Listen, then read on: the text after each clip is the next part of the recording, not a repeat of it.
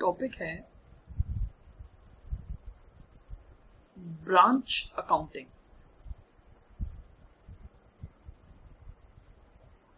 ठीक है,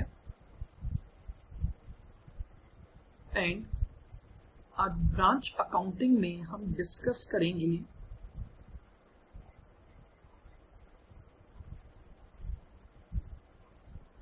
accounting for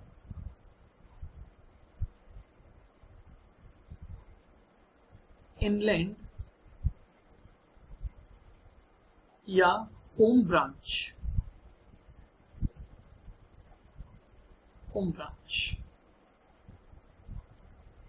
और इस अकाउंटिंग में हम जो मेथड डिस्कस करने वाले हैं वो मेथड हमारा है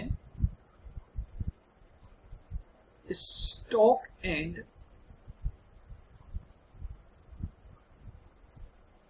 debtors method. Stock and debtors method.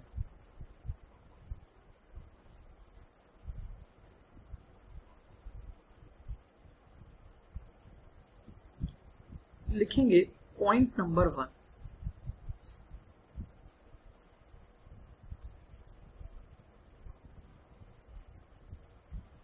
whenever number of transactions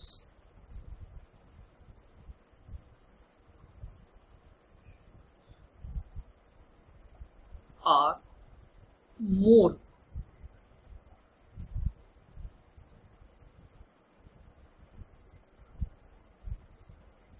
and head office wants to record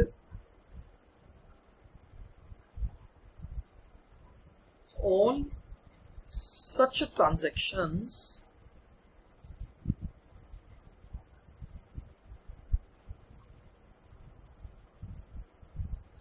whenever number of transactions are more and HO wants to record all such transactions in proper manner,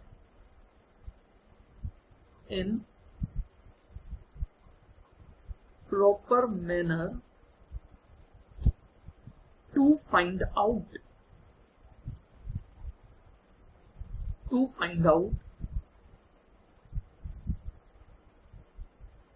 profit or loss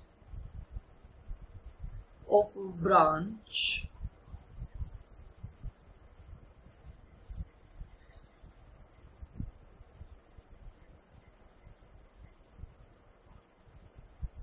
then head office must use stock and data method. Stock and debtors method. Stock and data method.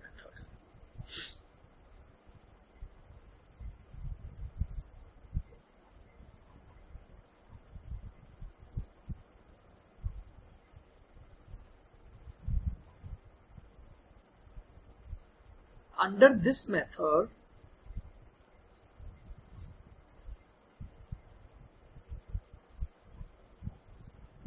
various accounts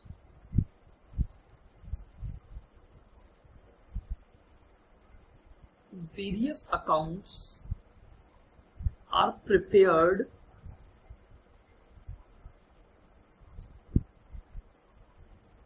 by head office.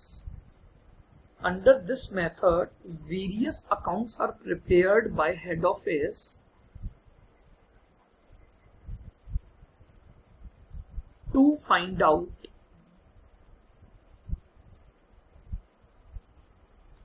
profit or loss of branch.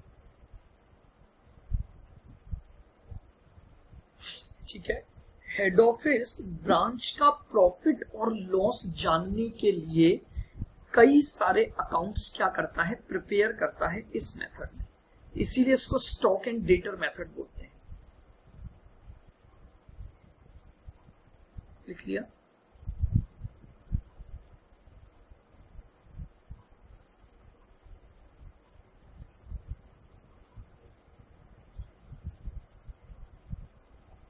following are the accounts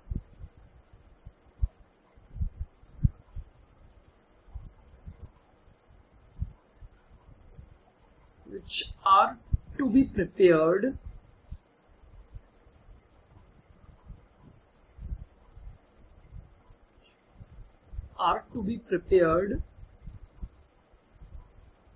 by head office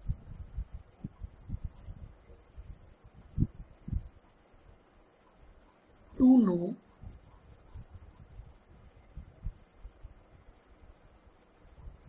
operating result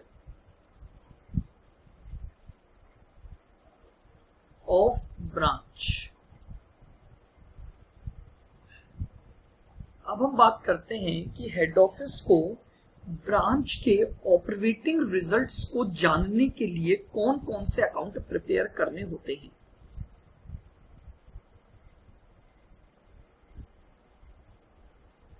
branch stock account,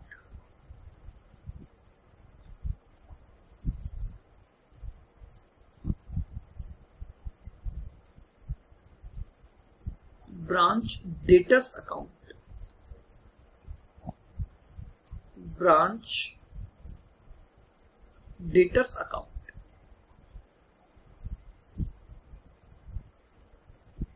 branch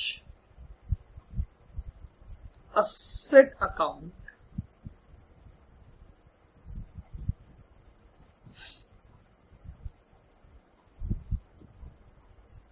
branch petty cash account,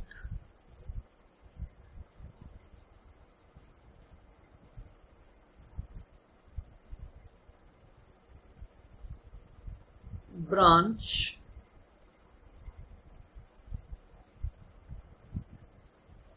creditors account,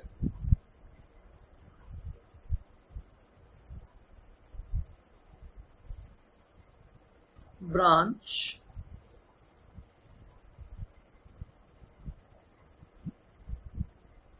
stock reserve account,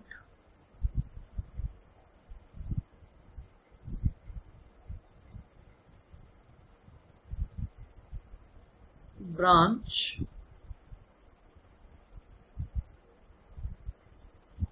expenses account,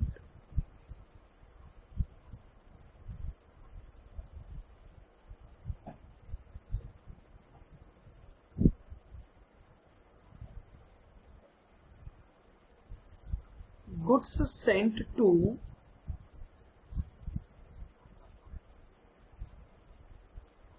branch account, goods sent to branch account, branch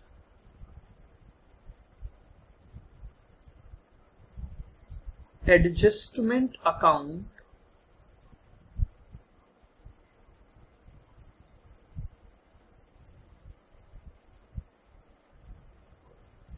branch profit and loss account,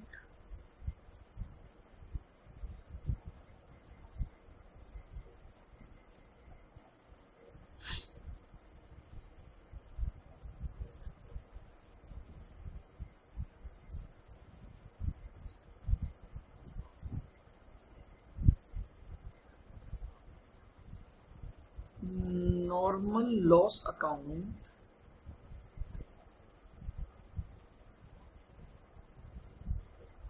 loss in transit account,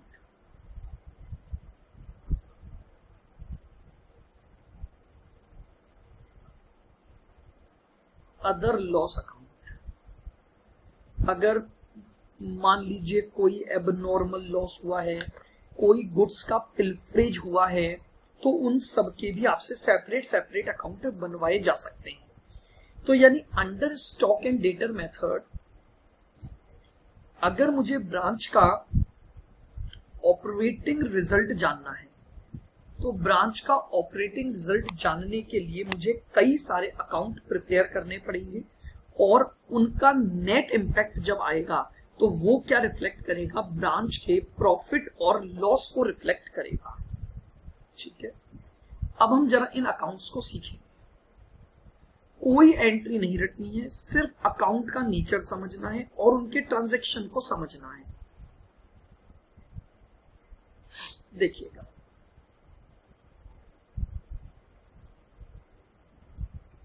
सबसे पहले मैं बात करता हूं branch stock account.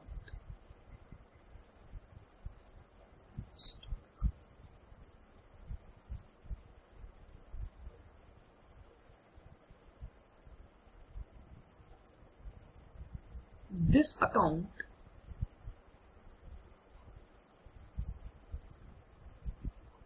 must be prepared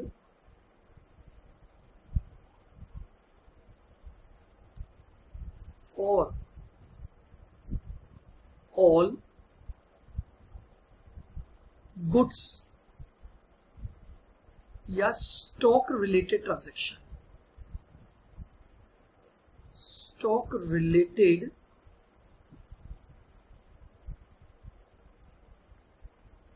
transactions.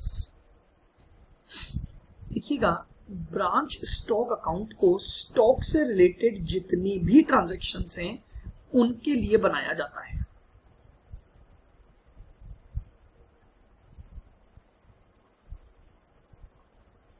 Can be prepared at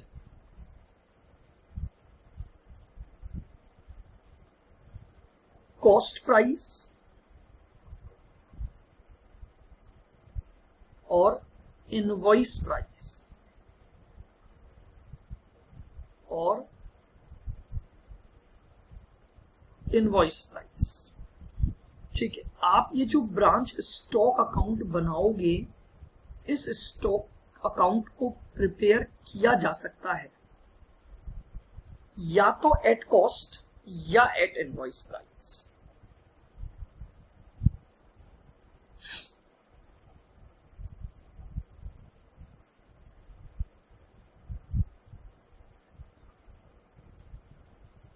rule,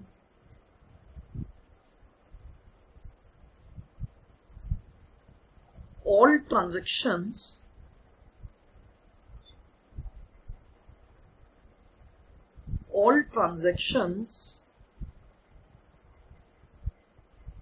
which increases stock should be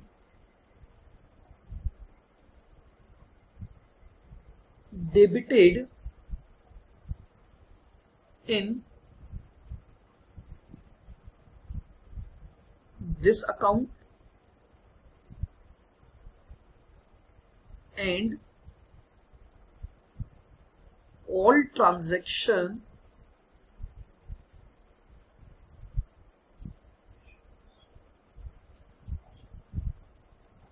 which decreases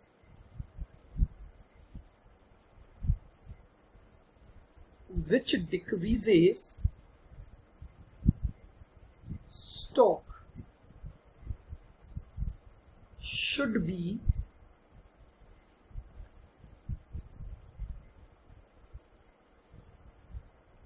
credited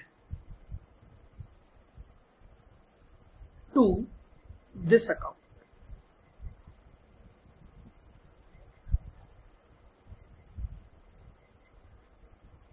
देखिए, branch stock account जो है, stock हमारी असेट होती है, यानी असेट्स के डेबिट बैलेंसेस हैं।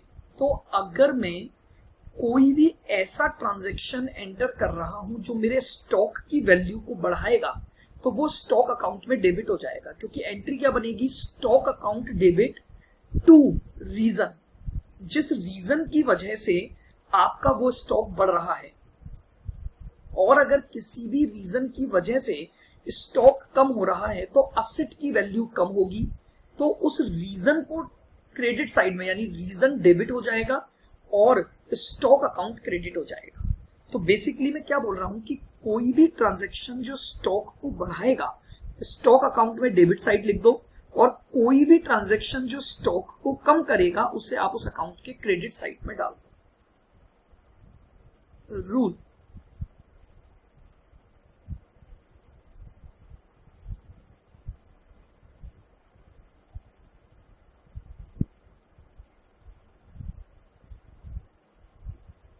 Balance of branch stock, balance of branch stock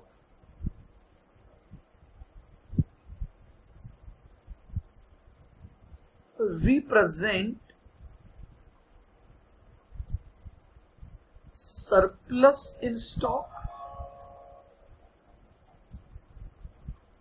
or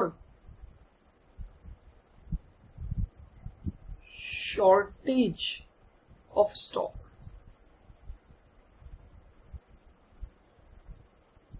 देखिएगा, अब आपने जो ब्रांच स्टॉक अकाउंट बनाया उसमें आपने सारे ट्रांजैक्शंस को इनबिल्ट कर लिया। नाउ अब अगर उस ब्रांच स्टॉक में कुछ भी आपके पास बैलेंस बचता है तो या तो वो सरप्लस कहलाएगा या फिर वो आपके पास शॉर्टेज बनेगी। यानी अगर आपके पास एक्स्ट्रा स्टॉक बच गया तो that will be called as surplus in stock, और अगर वैल्यू कम हो गई तो that will be called shortage of stock.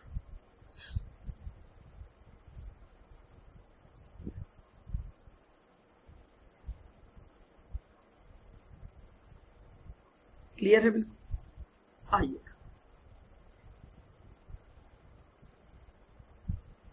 Example,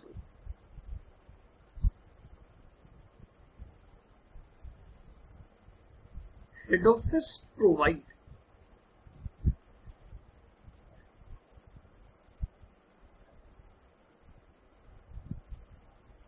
following information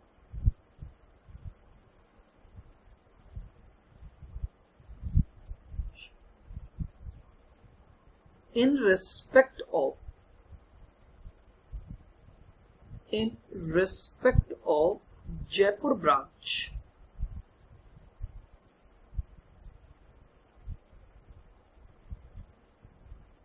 Jaipur branch prepare branch stock account, prepare branch stock account,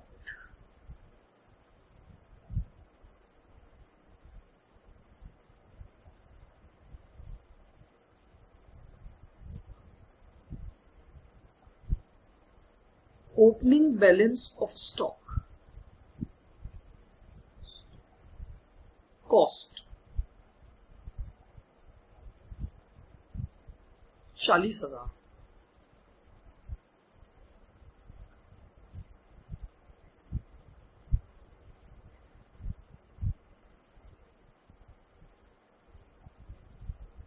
closing balance of stock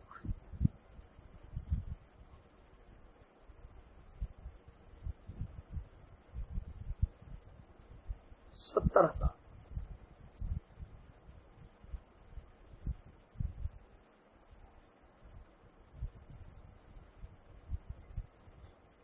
goods sent to branch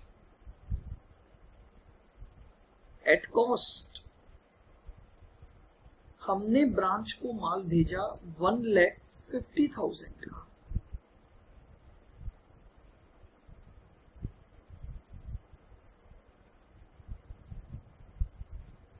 goods returned by branch, ब्रांच ने कुछ goods return कर दिया 15,000 का,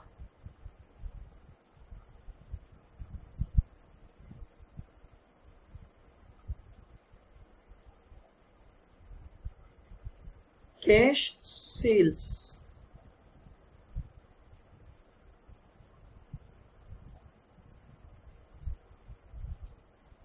1 lakh,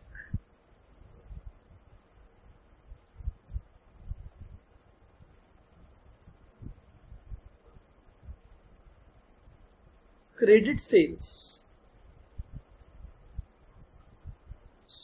75,000,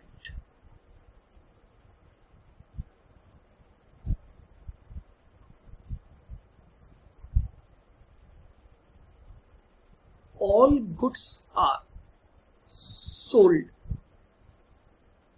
at profit of 20% on sales। इन सभी goods को जो बेचा जाता है वो प्रॉफिट कितना कमाया जाता है? 20% प्रॉफिट कमाया जाता है।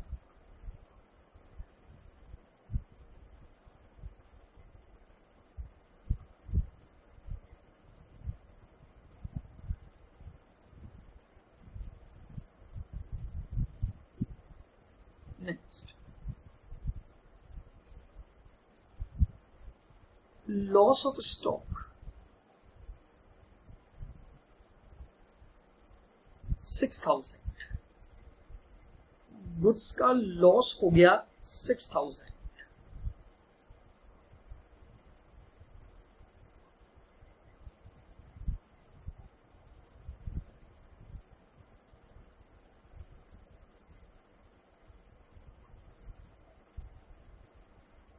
goods returned by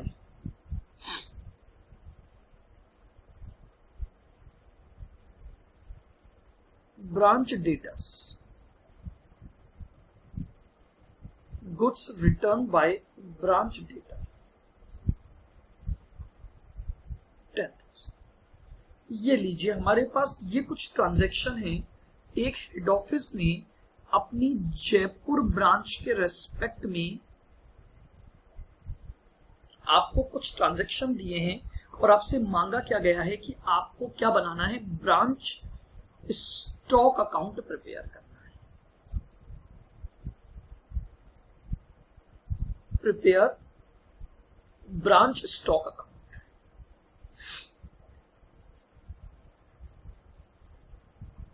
बताइए, क्या ये सारी बातें आपने लिख ली हैं?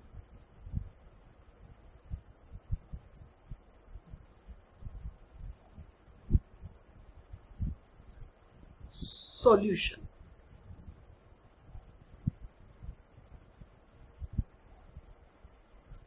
Branch stock account cost per बनाऊंगा।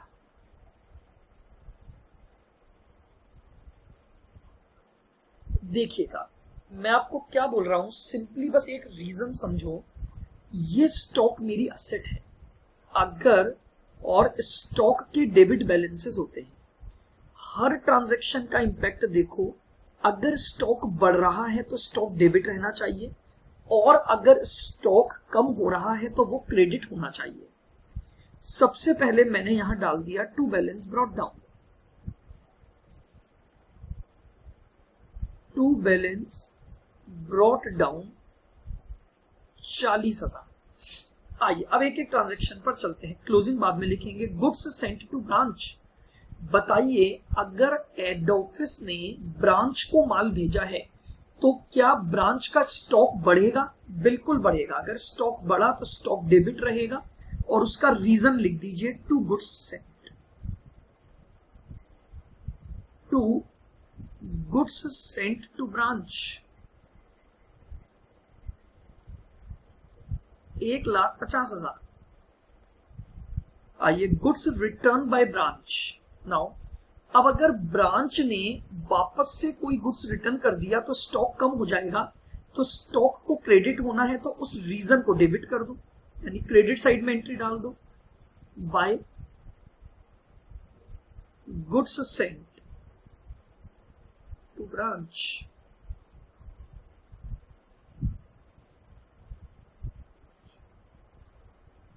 15,000। Next transaction cash sales. Now अब अगर मैं कॉस्ट पर बना रहा हूं तो यहां लिखूंगा bye cost of goods sold. ये चीज ध्यान रखनी है आपको, ये एक जो बहुत बड़ी मिस्टेक है एग्जाम में होती है। अगर मैं ब्रांच स्टॉक को कॉस्ट पर बना रहा हूं तो सारे ट्रांजैक्शन कॉस्ट पे ही रिफ्लेक्ट होंगे, ठीक है। तो by cost of goods sold cash sales के रेस्पेक्ट में और क्रेडिट सेल्स के रेस्पेक्ट में। तो देखिएगा कैश सेल्स 1 लाख हुई है, इसमें से 20% प्रॉफिट हटा दोगे तो ये आ गया 80,000। सेल होगी तो स्टॉक कम होगा, और 75 में से 15 गया तो 60,000 ये आ गया। ये आपके पास कॉस्ट ऑफ गुड्स सोल्ड आ गई, कैश में जो माल बेचा और क्रेडिट पर जो माल बेचा। आइए लॉस ऑफ स्टॉक। लॉस हुआ है तो गुड्स कम हुआ होगा, तो by loss of stock 6,000।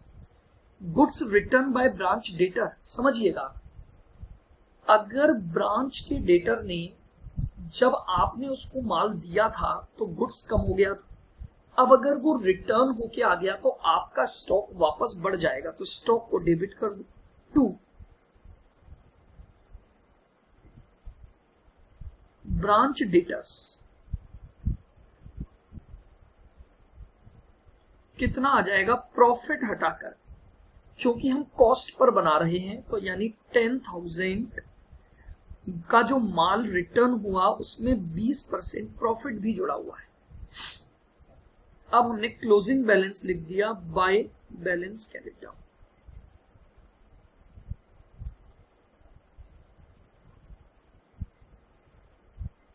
Bye balance carried down. 60,000 आपको क्लोजिंग बैलेंस दे रखा है, सॉरी 70,000 हमें क्लोजिंग बैलेंस दे रखा है।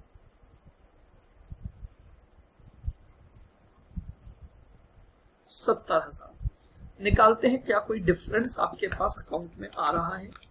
15 प्लस 80 प्लस 60 प्लस 6 और प्लस 70 माइनस 40 माइनस 150 और माइनस 8 33,000 आपका इधर शॉर्ट पड़ रहा है। अब आप समझिए, यहां पर अगर शॉर्ट पड़ रहा है इसका मतलब स्टॉक डेबिट रहा है, तो इसका मतलब आपके पास 2 सरप्लस आएगा 33,000 as a balancing figure value, यानी स्टॉक का कुछ सरप्लस रहा होगा जिसको हम रिकॉर्ड करना भूल गए। तो ये लीजिए, ये मैंने ब्रांच स्टॉक अकाउंट आपको बनाना सिखा दिया। कुल मिलाकर अगर आप देखोगे तो समराइज्ड रूल केवल यही है, अगर कोई भी ट्रांजैक्शन स्टॉक को इंक्रीज कर रहा है तो अकाउंट में डेबिट कर दो, और अगर कोई भी ट्रांजैक्शन स्टॉक को डिक्रीज कर रहा है तो अकाउंट में क्रेडिट कर दो। बस इसी प्रोसीजर पर आप अपना ब्रांच स्टॉक अकाउंट बना सकते हैं। वन इंपॉर्टेंट टूल, इस अकाउंट का जो बैलेंसिंग फिगर है जनरली या तो वो सरप्लस को रिप्रेजेंट करेगा या वो शॉर्टेज को रिप्रेजेंट करेगा।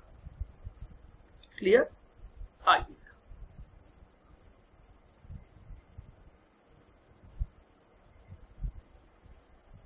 लिखेंगे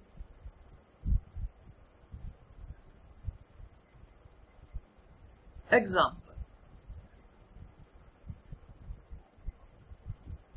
head office sent goods to branch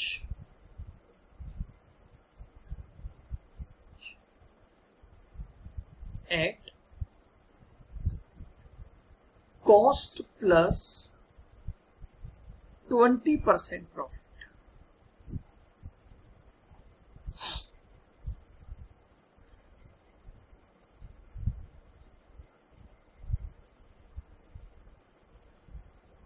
following transactions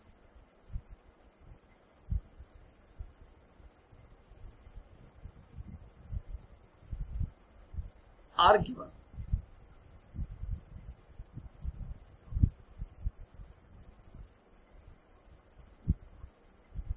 Prepare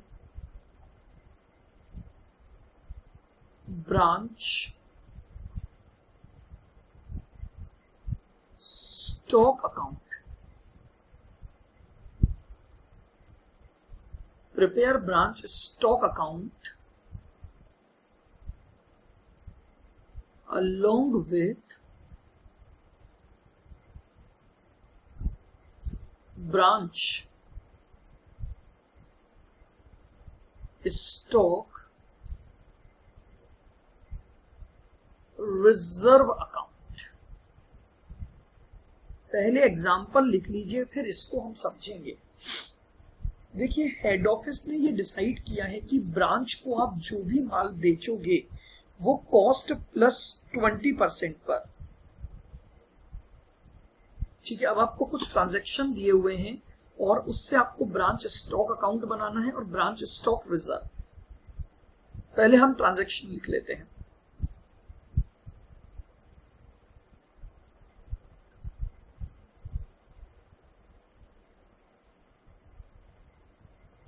opening stock at branch. Opening stock at branch.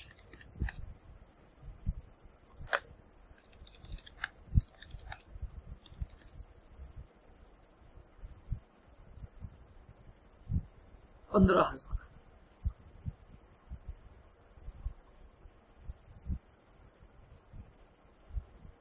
Closing stock at branch.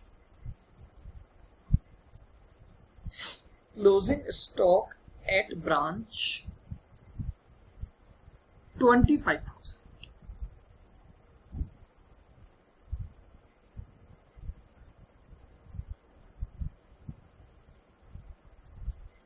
Goods sent to branch.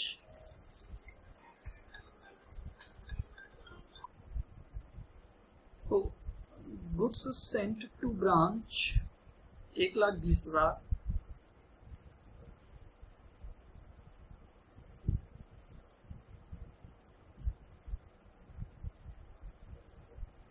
Goods return by branch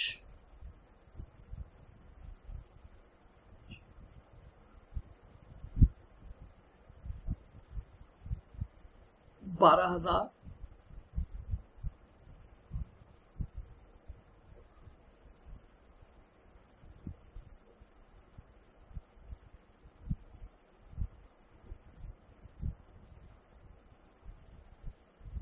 Loss by theft.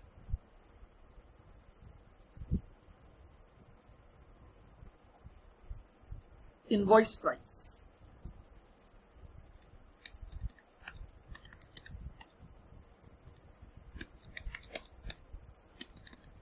ठीक है, ये आप ले लीजिए. कितना?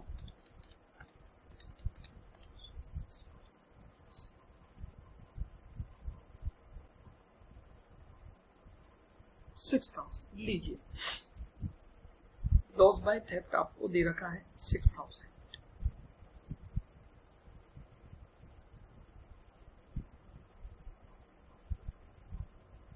Sales. ठीक है, आपको जो सेल्स दे रखी है वो दे रखी है 1,40,000. ठीक है, ये एग्जाम्पल आपको दिया हुआ है और आपको ब्रांच स्टॉक और ब्रांच स्टॉक रिजर्व बनाना है. अच्छा जी, पहले थोड़ा सा हम इस बात को समझ लेते हैं.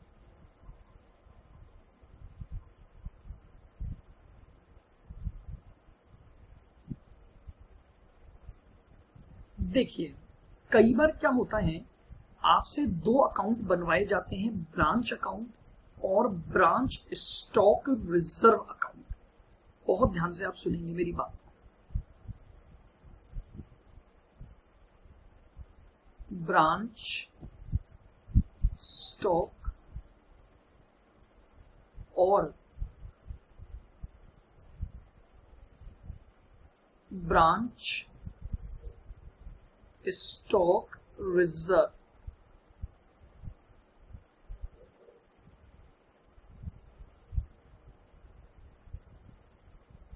देखिएगा, बेसिकली जो ब्रांच स्टॉक रिजर्व होता है ये केवल और केवल ओपनिंग और क्लोजिंग स्टॉक के लोडिंग के ट्रीटमेंट के लिए बनाया जाता है। देखो मैंने यहां पर लिखा टू बैलेंस ब्रॉट डाउन, ठीक है, ये मैंने इनवॉइस प्राइस पर लिखा, ठीक है, क्योंकि ये अब मैं आईपी पर बना रहा हूं, यानी इसमें कॉस्ट और प्रॉफिट दोनों इंक्लूड है। मैं इमीडिएटली क्या करूंगा, मुझे इसका प्रॉफिट कैंसिल करना है। अब देखिए, अगर डेबिट आइटम में से कुछ भी कैंसिल करना है तो वो क्रेडिट होना है, तो मैं उस प्रॉफिट एलिमेंट को उठाकर कहां कैंसिल करूंगा, मैं उस प्रॉफिट एलिमेंट को स्टॉक रिजर्व में कैंसिल कर दूंगा।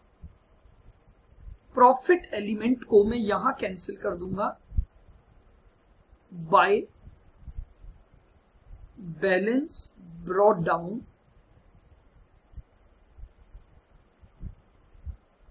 लोडिंग ऑफ ओपनिंग स्टॉक, ये मैं यहां पर कैंसिल कर दूंगा।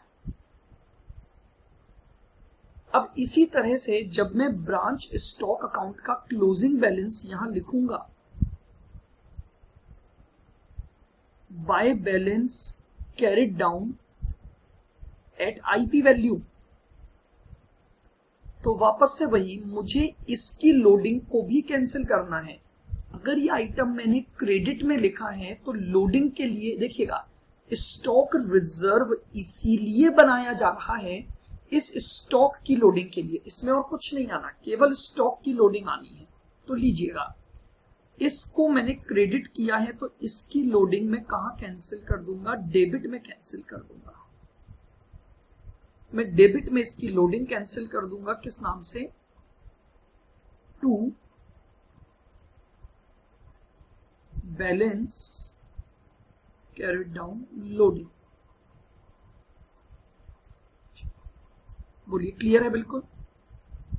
तो अगर मुझसे स्पेसिफिकली स्टॉक रिजर्व अकाउंट बनवाया जा रहा है तो मैं ओपनिंग और क्लोजिंग स्टॉक की लोडिंग को इस अकाउंट में दिखाऊं। नाउ अब अल्टीमेटली इस अकाउंट में ये जो ओपनिंग लोडिंग है ये ट्रांसफर हो जाएगी आपकी टू ब्रांच एडजस्टमेंट में। ये जो ओपनिंग लोडिंग है ये इमीडिएटली ब्रांच एडजस्टमेंट में जाएगी और ये भी इमीडिएटली बाय ब्रांच एडजस्टमेंट में जाएगी। एक नया अकाउंट भी मैं आपको सिखा रहा हूं,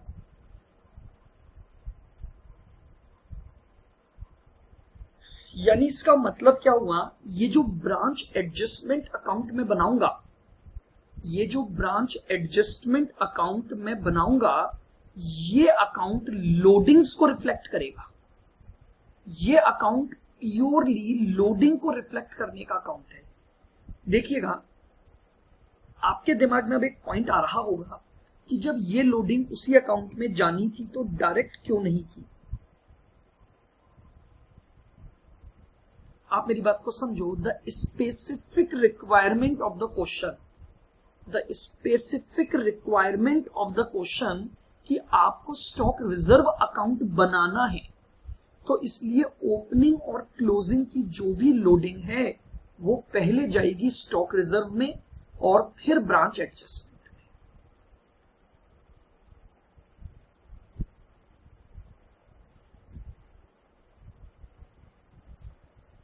में। ब्रांच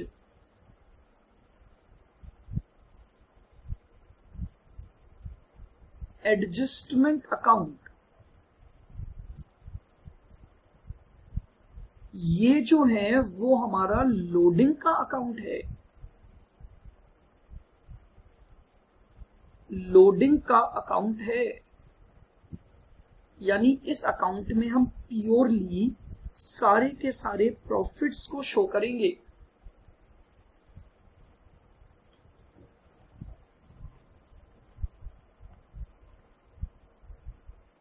तो देखिएगा जो ब्रांच स्टॉक रिजर्व है वो यहां आ गया ओपनिंग का,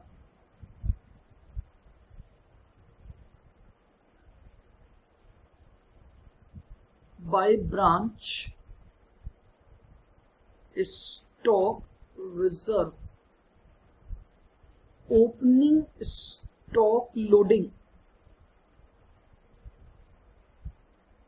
और इसी तरह से branch adjustment to branch stock reserve to branch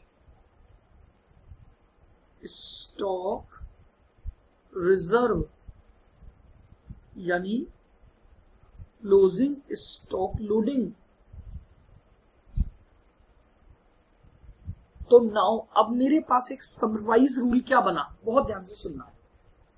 अगर मान लीजिए मुझे ब्रांच स्टॉक रिजर्व अकाउंट नहीं बनाना हो, अगर ये अकाउंट बनना है तो ये ट्रांजैक्शन इसी तरह से रिफ्लेक्ट होगा, लेकिन अगर मुझे ब्रांच स्टॉक रिजर्व नहीं बनाना है तो मैं क्या करूंगा, मैं ब्रांच स्टॉक से, ध्यान से देखिएगा बिल्कुल मेरी बात को, यहां जो अब लोडिंग इंक्लूड है, अगर मैं ये रिजर्व नहीं बना रहा हूं तो ये जाना तो क्रेडिट में ही कैंसिल है, मैं इसे इमीडिएटली क्या करूंगा,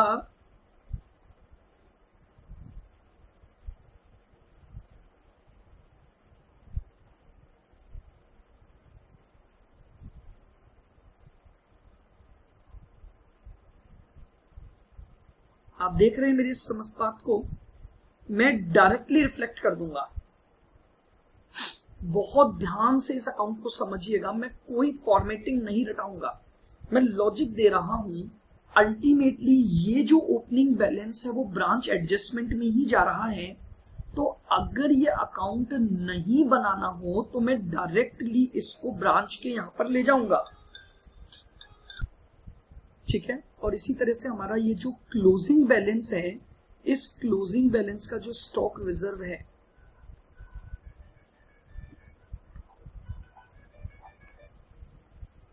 उसको हम क्या करेंगे, इस क्लोजिंग बैलेंस के स्टॉक रिजर्व को भी हम डायरेक्टली इस अकाउंट में शो कर देंगे, ठीक है। क्लियर मेरी बात। अब उसके अलावा मेरी बात को ध्यान से सुनना, मैं आपको क्या बोल रहा हूं कि जो ब्रांच एडजस्टमेंट अकाउंट है वो प्रॉपरली लोडिंग का अकाउंट है, यानी व्हाट डज इट मीन, इस ब्रांच स्टॉक में जितने भी आइटम्स लोडिंग के साथ हैं उन सबकी लोडिंग इस अकाउंट में आपको कैंसिल करनी है। तो आपको मैंने 3 अकाउंट बनाने बता दिए हैं, ब्रांच स्टॉक रिजर्व और ब्रांच एडजस्टमेंट, ठीक है। अगर स्टॉक रिजर्व नहीं बनेगा तो डायरेक्टली लोडिंग यहां कैंसिल होगी, और अगर स्टॉक रिजर्व बना रहे हो तो ओपनिंग और क्लोजिंग स्टॉक की लोडिंग इसके थ्रू एडजस्टमेंट में जाएगी, क्लियर। और स्टॉक की बाकी जितनी भी लोडिंग है वो स्टॉक की सारी लोडिंग आपकी ब्रांच एडजस्टमेंट में आइए। अब जरा इस एग्जांपल को हम बात करते हैं। तो मैंने यहां पर लिया सॉल्यूशन,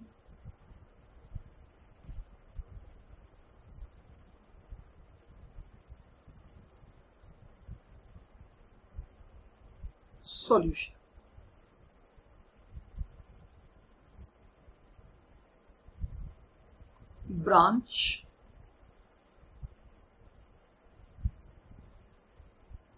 स्टॉक अकाउंट बनाता हूं, फिर मैं यहां पर आपके साथ बनाऊंगा ब्रांच स्टॉक रिजर्व अकाउंट, और सेवा भाव से हम एक और अकाउंट बना लेते हैं, branch adjustment account. Branch adjustment account लीजिएगा, बिल्कुल धीरे धीरे आराम से अपन समझते हैं। सबसे पहले हमारे पास यहां आ गया टू बैलेंस ब्रॉट डाउन। बताइए हमारा ब्रांच स्टॉक का ओपनिंग बैलेंस कितना है? 15,000। ये इनवॉइस प्राइस पर है। चूंकि मैं स्टॉक रिजर्व अकाउंट बना रहा हूं तो इसकी लोडिंग पहले यहां कैंसिल होगी बाय बैलेंस ब्रॉट डाउन। कितनी? ये जो 15,000 है ये 120% है, तो ये 15,000 120% है, तो उसमें 20% कितना हुआ? 15,000 डिवाइड बाय 120 इंटू 20, 2500 रुपए। क्लियर? इमीडिएटली इसको ट्रांसफर कर दूंगा टू ब्रांच एडजस्टमेंट अकाउंट में 2500 रुपए। बोलिए क्लियर है?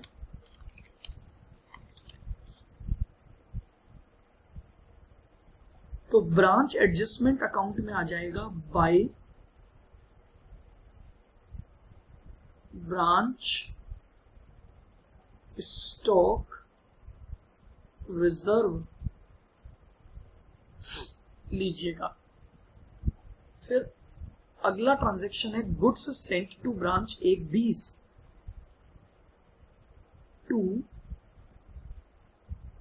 गुड्स सेंट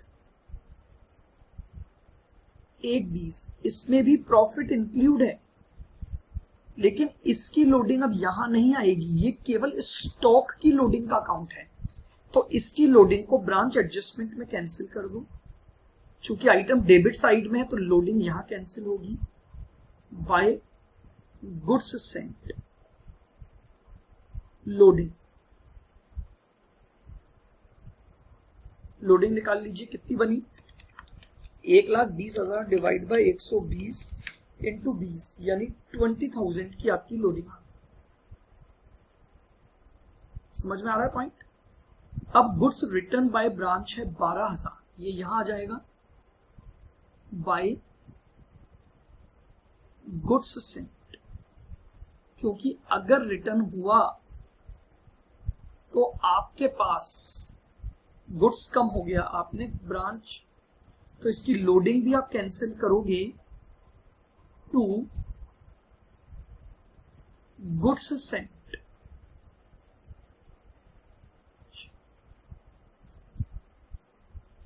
लोडिंग कितनी? 2,000। 12,000 डिवाइड बाय 120 इंटू 20, तो 2,000 की आपकी लोडिंग हो गई। नेक्स्ट ट्रांजेक्शन देखिएगा, लॉस बाय थेफ्ट। 6,000 का नुकसान हुआ है, बाय लॉस 6,000। गुड्स कम हो गए, बट ये जो गुड्स कम हुए इसमें लोडिंग भी है, तो to loss by theft loading. अब देख रहे हैं किस तरह से बस हम उसको कैंसिल कर रहे हैं।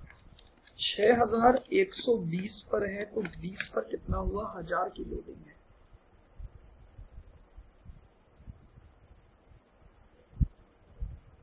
आफ्टर दैट आपके पास है सेल्स 140,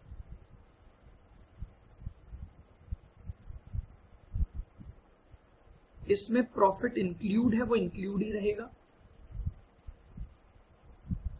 और क्लोजिंग स्टॉक दे रखा है 25, इसकी लोडिंग कैंसिल नहीं होगी। क्यों? क्योंकि ये एक्चुअल रियलाइज्ड प्रॉफिट है। और बाय बैलेंस कैरिड डाउन 25,000, ये आ जाएगा यहां पर टू बैलेंस कैरिड डाउन। कितना आ गया? 25,000 डिवाइड बाय 120 इंटू 20,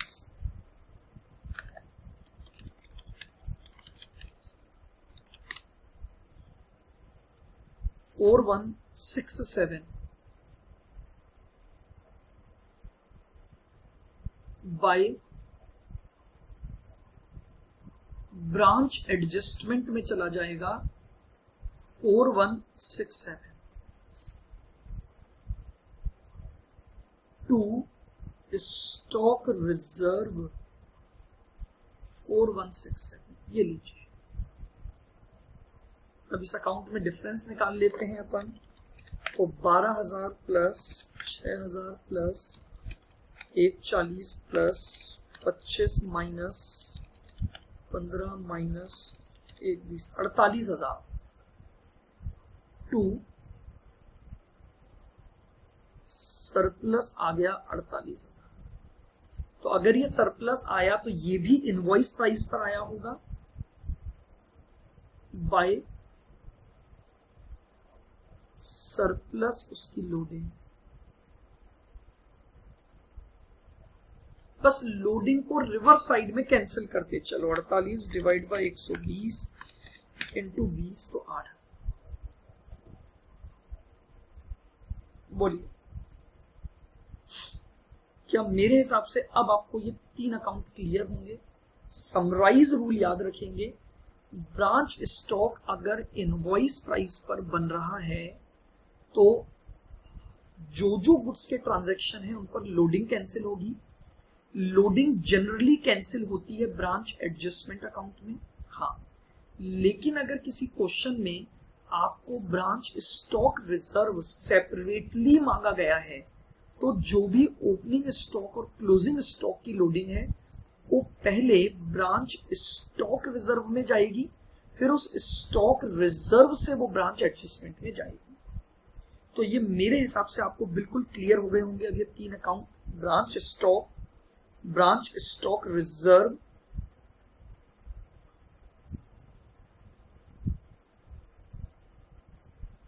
और ब्रांच एडजस्टमेंट। क्लियर है बिल्कुल?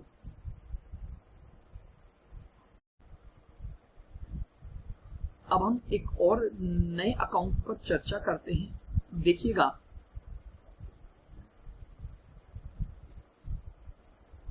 Branch expenses account.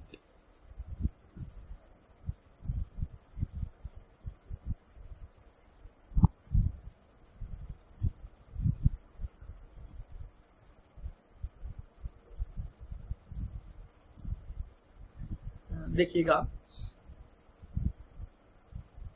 All expenses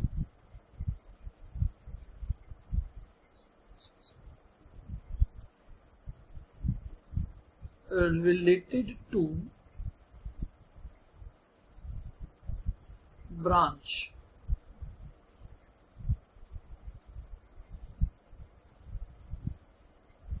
should be shown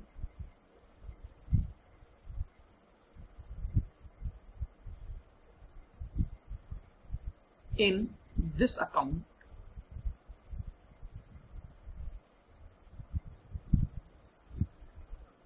and balance of this account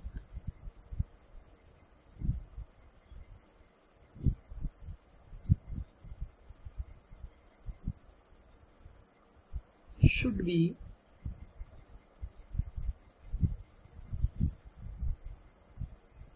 transferred to branch profit and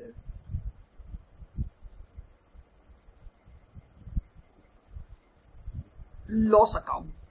देखिएगा, ब्रांच एक्सपेंसेस अकाउंट अगर हम बनाते हैं तो ब्रांच के जितने भी खर्चे हैं वो हम सब उसी अकाउंट में रिफ्लेक्ट करेंगे और उसका जो बैलेंस होगा वो कहां चला जाएगा? ब्रांच पी&एल में चला जाएगा। तो अब हम बनाते हैं ब्रांच एक्सपेंस अकाउंट।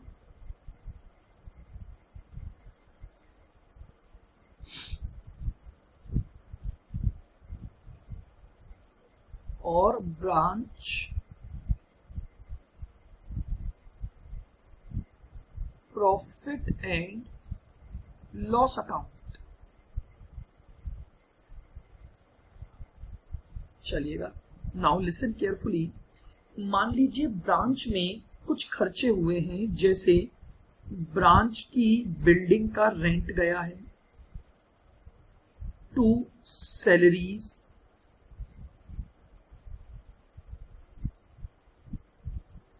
2 इंश्योरेंस,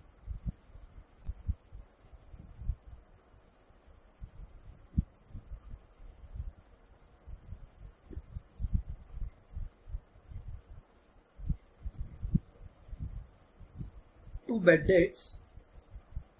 तो ब्रांच में जितने भी खर्चे हैं वो हमने सब लिख दिए, और इसका जो भी आपका बैलेंस होगा वो कहाँ ट्रांसफर होगा, बाय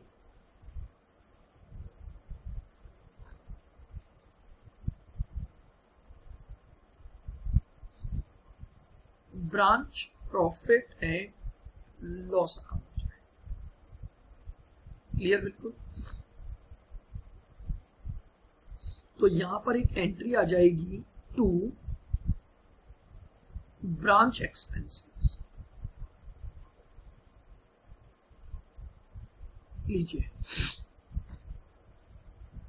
तो ब्रांच एक्सपेंस अकाउंट में हमने ब्रांच के सभी खर्चों को लिख दिया, और ब्रांच एक्सपेंसेस का बैलेंस हमने ब्रांच पी एंड एल में डाल दिया। अब मेरी बात को ध्यान से सुनना। ब्रांच एक्सपेंसेस का जो टोटल बैलेंस है वो ultimately branch P and L में गया है। अब अगर मान लीजिए आपसे किसी भी क्वेश्चन में ब्रांच एक्सपेंस नहीं बनवाया जाता है, आप समझ रहे हैं, अब हमें रिप्लेसमेंट पर सोचना है उसके। तो अगर हमसे ब्रांच एक्सपेंस बनवाया जाता है तो ब्रांच एक्सपेंसेस में सारे खर्चे लिखो, और उन खर्चों का जो बैलेंस है वो पी एंड एल में चला जाएगा। लेकिन अब अगर मान लीजिए आपसे ब्रांच एक्सपेंस अकाउंट बनवाया ही नहीं जा रहा है,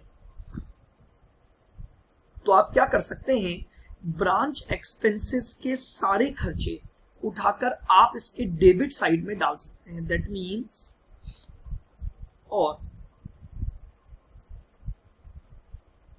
मैं क्या लिख सकता हूं, टू रेंट,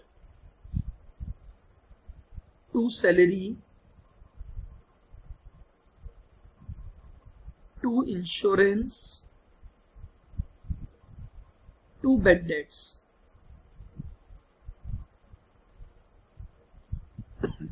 बोलिए, मेरी बात समझ आ रही है?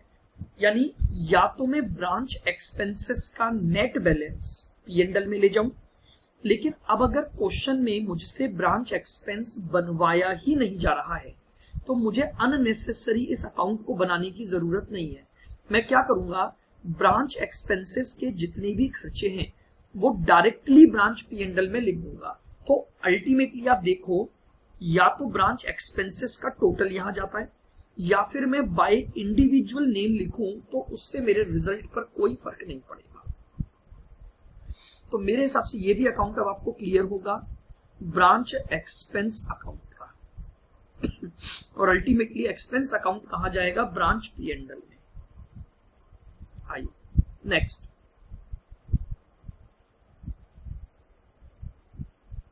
Branch debtors.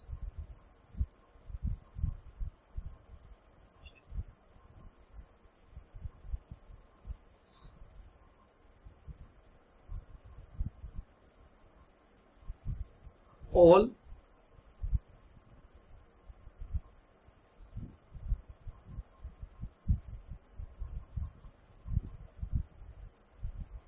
transactions related to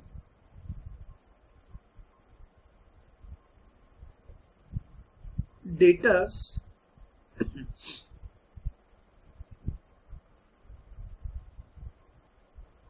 should be shown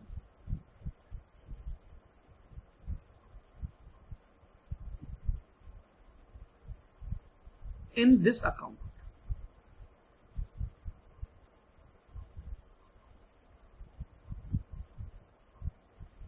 This account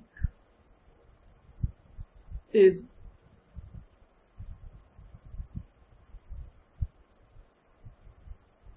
prepared in usual manner.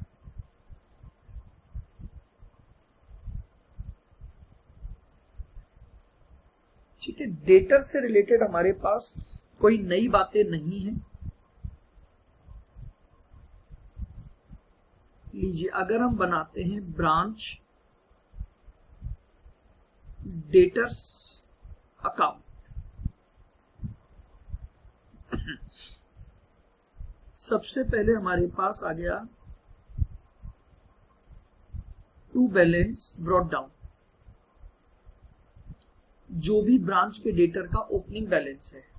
Now listen carefully, अब आपने डेटर को माल बेचा तो आपका स्टॉक कम हुआ होगा और वो स्टॉक आपके डेटर के पास आ गया और डेटर बढ़े, तो एंट्री बनी branch debtor account debit to branch stock. आप डायरेक्टली क्रेडिट सेल्स भी लिख सकते हैं, कोई दिक्कत नहीं है। आप यहां पर नॉर्मल अकाउंटिंग भी कर सकते हैं, branch debtor account debit to sales bye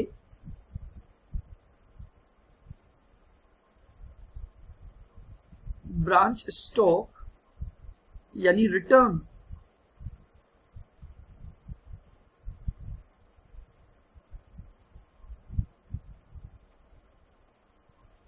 bye bank oblique cash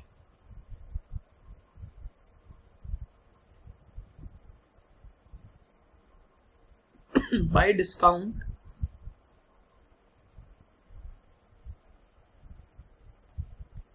bye bad dates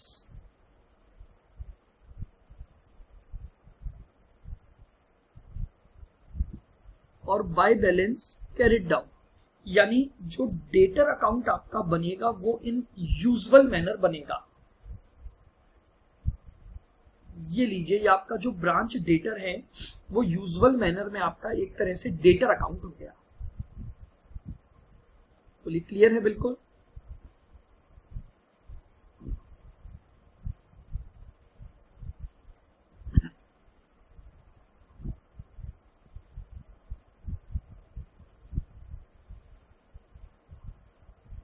goods sent to branch account,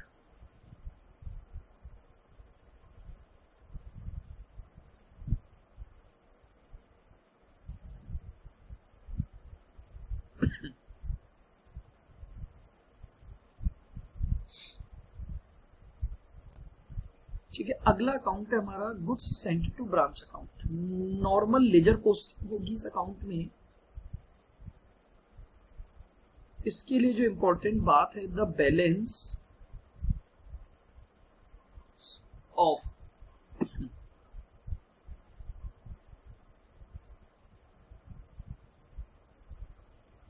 this account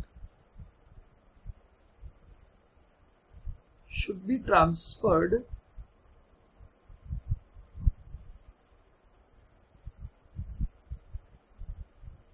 to trading account।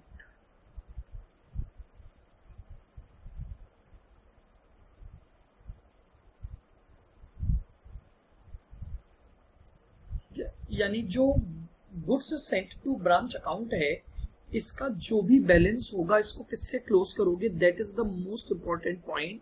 हम इसको ट्रेडिंग अकाउंट के द्वारा क्लोज करेंगे। क्यों? क्योंकि ये गुड्स का ट्रांजैक्शन है और गुड्स अल्टीमेटली कहां जाकर क्लोज हो जाएगा? आपका ट्रेडिंग अकाउंट में जाकर क्लोज हो जाएगा। ठीक है, तो इसका जो बैलेंस है वो ट्रेडिंग अकाउंट में, या आप और लगाकर लिख दो परचेज अकाउंट, या फिर परचेज अकाउंट। ठीक है,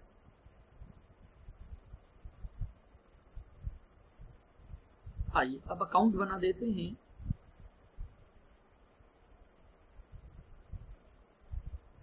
गुड्स सेंट टू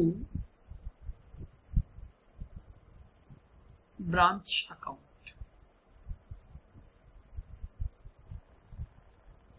देखिएगा, सबसे पहले अगर हेड ऑफिस ने ब्रांच को, ध्यान से समझिएगा, ये हेड ऑफिस है और ये ब्रांच है।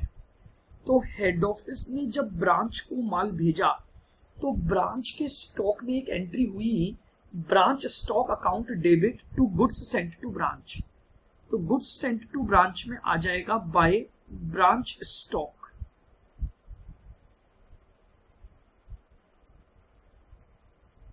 Bye branch stock. और अब इस ब्रांच स्टॉक में अगर लोडिंग इंक्लूड है, समझना बहुत ध्यान से, अगर इस ब्रांच अकाउंट में, अगर इस ब्रांच स्टॉक में लोडिंग इंक्लूड है तो लोडिंग भी कैंसिल हुई होगी, तो यहां पर आ जाएगा to branch adjustment, to branch adjustment, loading cancel हो जाएगी। अगर मान लीजिए कोई गुड्स रिटर्न हुआ तो यहां आ जाएगा टू ब्रांच स्टॉक रिटर्न। आप समझ रहे हैं, रिटर्न के टाइम पर क्या होगा, स्टॉक कम हो जाएगा और goods sent to branch debit. और अगर इस रिटर्न में जो प्रॉफिट इंक्लूड है वो आ जाएगा बाय ब्रांच एडजस्टमेंट। और लीजिए इसको क्लोज कर दोगे, to purchase oblique trading account, to purchase oblique trading account से हम इसको क्लोज कर देंगे। तो ये लीजिए, ये आपका goods sent to branch account बन गया। बोलिएगा क्लियर है बिल्कुल यहां तक मेरा पॉइंट?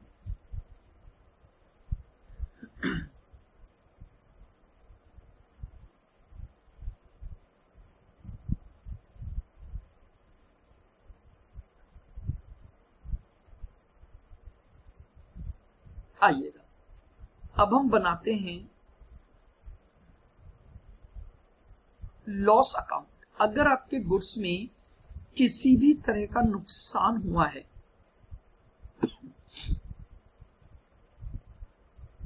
ये लॉस बाय थेफ्ट हो सकता है, ये आपका नॉर्मल लॉस हो सकता है, ये आपका पिल्फरेज हो सकता है।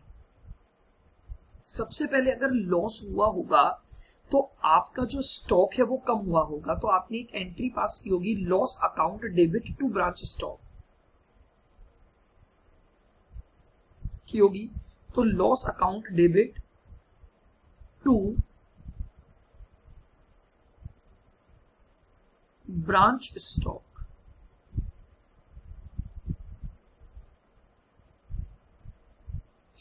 बोलिए कि यहां तक क्लियर? आपका जो भी ब्रांच स्टॉक का था वो आ जाएगा। अब जरा समझिएगा, अगर इसमें प्रॉफिट इंक्लूड है तो मैंने आपको बताया था हम प्रॉफिट कहां पर कैंसिल करते हैं, ब्रांच एडजस्टमेंट में। तो लीजिए बाय ब्रांच एडजस्टमेंट लोडिंग। अगर मान लीजिए उस लॉस के रेस्पेक्ट में हमें कुछ क्लेम मिल गया तो बाय बैंक जितना भी इंश्योरेंस क्लेम है वो आ जाएगा, और बाय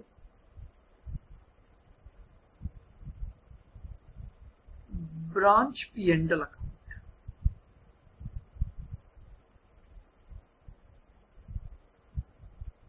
जो भी उस गुड्स की कॉस्ट प्राइस हो।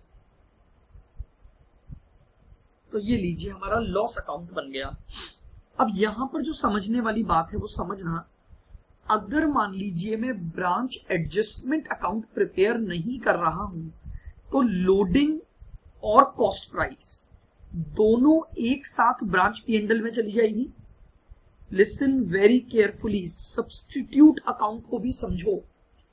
अगर मान लो मैं ये ब्रांच एडजस्टमेंट और ब्रांच P&L दोनों अकाउंट नहीं बनाकर एक अकाउंट बन रहा है, तो अगर मैं ब्रांच एडजस्टमेंट बना रहा हूं तो लोडिंग के साथ साथ कॉस्ट भी वहां दिखा दूंगा और अगर मैं ब्रांच पीएनडल बना रहा हूं तो ब्रांच पीएनडल में दोनों बातें आ जाएंगी।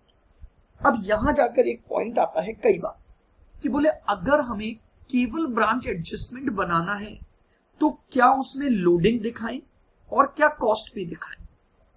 ये बहुत इंपॉर्टेंट पॉइंट है जो एग्जाम में गलत होता है।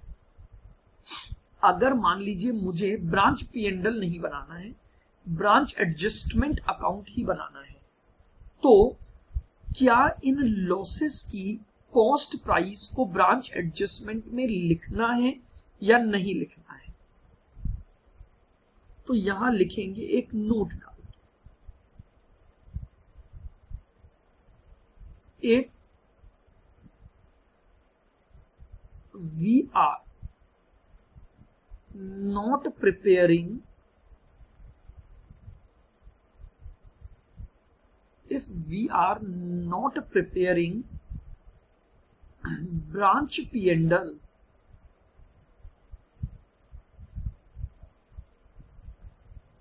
branch profit and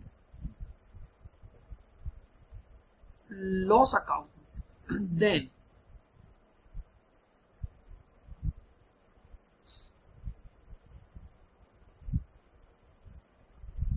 treatment of cost of goods lost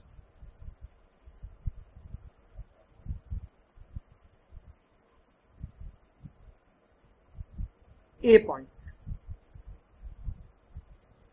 If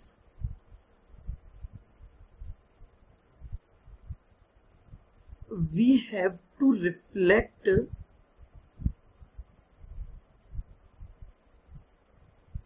profit, if we have to reflect profit, then shown in branch adjustment. अब मेरी बात को बहुत ध्यान से सुनना, मैं क्या बोल रहा हूं। समस्या यह है कि अगर किसी क्वेश्चन में ब्रांच पीएनडल न बनवाया जाए तो ब्रांच एडजस्टमेंट को बनाने के लॉजिक पर सोचना। अगर ब्रांच एडजस्टमेंट इसलिए बना रहे हो ताकि वो प्रॉफिट रिफ्लेक्ट करे, तो प्रॉफिट तभी प्रॉपरली रिफ्लेक्ट होगा जब आप कॉस्ट प्राइस को भी इस अकाउंट में दिखाओगे। और case B, if we have to reflect only loading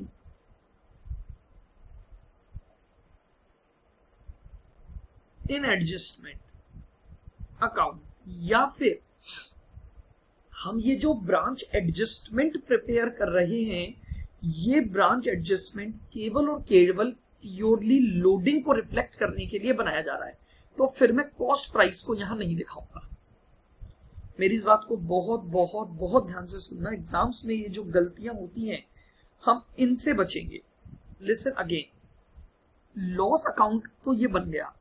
अब मेरे सामने जो समस्या है वो क्या है, अगर मान लो मैं ब्रांच पीएनडल नहीं बना रहा हूं तो क्या उस गुड्स की कॉस्ट का जो नुकसान है वो ब्रांच एडजस्टमेंट में जाएगा या नहीं जाएगा।